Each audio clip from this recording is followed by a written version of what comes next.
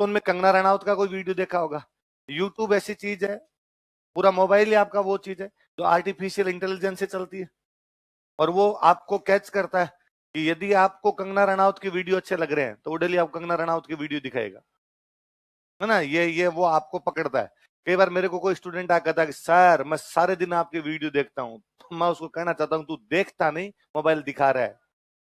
क्योंकि यदि तूने 4 वीडियो भी देख लिए, अब मोबाइल को ये लग रहा है, उसको आर्टिफिशियल इंटेलिजेंस को ये लग रहा है कि तेरे को ये वीडियो पसंद है, अब तेरे पूरी उसमें मेरे मेरे वीडियो दिखेंगे। मेरे नहीं दिखेंगे तो दूसरे किसी टीचर के दिखेंगे, एजुकेशन नहीं दिखेगा, इसके अलावा दूसरा कुछ नहीं दिखेगा तेरे को। तो ये मोबाइल ने अपने को पकड़ना दिया है, इसलिए प्लीज अपने मोबाइल का रखा करें। मोबाइल का जो डाटा है ये ऑफ रखना है हमेशा, वरना ये आपकी बातचीत भी पकड़ता है। मैं कहता हूं आप तो मोबाइल का डाटा ऑन करो, अपने सामने मोबाइल रख लो, और अपने किसी दोस्त से मोबाइल पे नहीं, यूं नॉर्मल दोस्त से बातचीत करो। ऐसे यूं बातचीत करोगे, यार जूते लेने थे यार, कौन से लूं। आप दोस्त कह गए एडिडास के ले लेना, आपको नहीं नहीं यार पिछली बार लाया था इतने यूं अच्छे नहीं यार, मेरे को तो दौड़ भी लगानी होती है, रिबॉक वाले ठीक नहीं रहेंगे क्या। इतने मेरा दोस्त कह रहा है कि नहीं यार नाइकी पे तो आजकल यार सेल चल रही है, ऑनलाइन मंगवाएगा नाइकी वाला थोड़ा सस्ता पड़ेगा आपको। तो हाँ नाइकी वाला कौन सा है, आप उससे 10 एक मिनट जूतों की बात कर लो। अब उसके बाद मोबाइल वापस खोलना, यदि डाटा ऑन है तो आपको आपको जूतों का एड मिलेगा, भले ही वो फेसबुक पे मिले, भले ही वो आपके यूट्यूब पे मिले, भले ही आपके मोबाइल में डायरेक्ट मैसेज आ रखा हो, आपके पास मैसेज होगा, और अगले 3 दिन तक वो दिखाएंगे ले सेल सेल इधर, ये यहां से ले ले यहां से ले ले तू, ये आपकी बातें तक सुनता है। पर अब लोग तो कहते हैं फोन पे बात करते हैं, छोड़ो फोन पे बात करते हैं, यूं ही सुन रहा है, इसलिए इसका डाटा ऑफ ही रखा जाए। हाँ?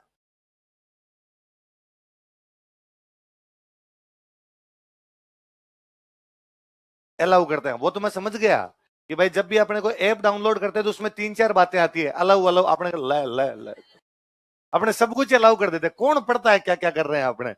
तो वो ज्यादातर में हो जाता है। अरे तो मेरे साथ एक बार बहुत बुरी हुई, मैं किसी क्लास में यूं पढ़ा रहा था, ऑनलाइन क्लास चल रही थी, ऑनलाइन क्लास में पढ़ा रहा था, और यूं कोई धन का निष्कासन सिद्धांत बता रहा था कि यार अंग्रेजों के टाइम में कैसे भारत का धन यहाँ से बाहर चला जाता था। अब क्या ऑफलाइन में तो आप मेरे सामने बैठे हो तो आप खड़े होकर सवाल पूछ लेते हो, ऑनलाइन में तो बच्चे कैसे पूछे। तो मेरे सामने लैपटॉप पढ़ा रहता था, उसमें किसी को सवाल पूछना होता तो लिख देता, मैं बीच में 10 एक मिनट बोर्ड पे पढ़ाता पढ़ाता उधर देख लेता, फिर कोई सवाल एक आधा होता तो मैं समझा देता।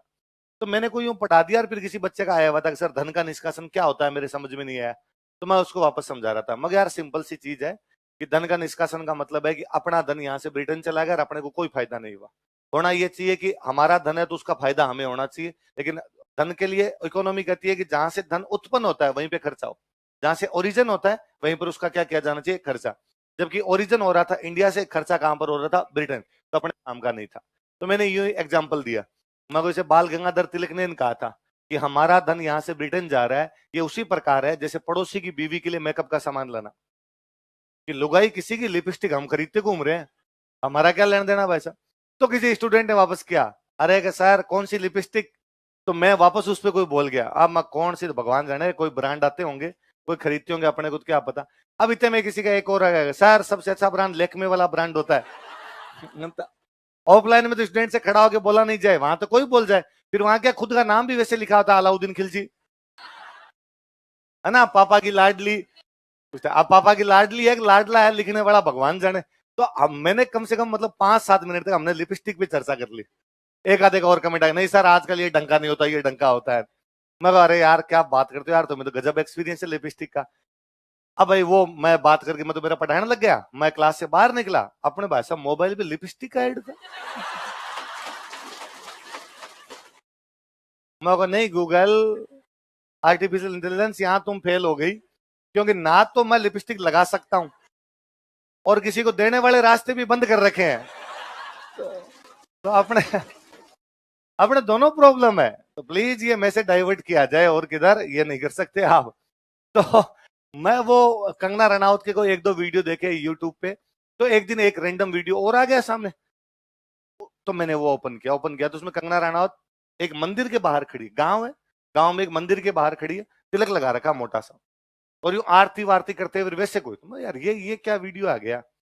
तो देखा तो उसमें एक पत्रकार कंगना रनावत से क्वेश्चन पूछ रहा है, ये जो मंदिर है ये मंदिर किसका है। तो कंगना रनावत कहती है अंबिका माता का मंदिर है। ये कौन है अंबिका माता, तो कहती है ये मेरी कुल देवी है। किसने बनवाया मंदिर? उसने कहा मैंने बनवाया, अभी बनवाया।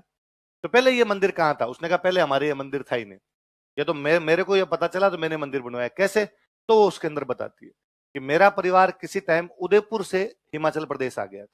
हमारा पूरा गांव ही जो है, हम पहले उदयपुर रहते थे, उदयपुर के आसपास कहीं रहते थे, और वहां से हम आ गए हिमाचल प्रदेश। अब जब हम उदयपुर रहते तब इन अंबिका माता की पूजा किया करते थे। अब बाद में आ गए हिमाचल प्रदेश, तो हमारा इन माता जी से पता कट हो गया। हमें यह तो पता था कि हमारी माता जी अंबिका माता है, पर हमारे पास कोई मूर्ति वूर्ति थी नहीं, तो हम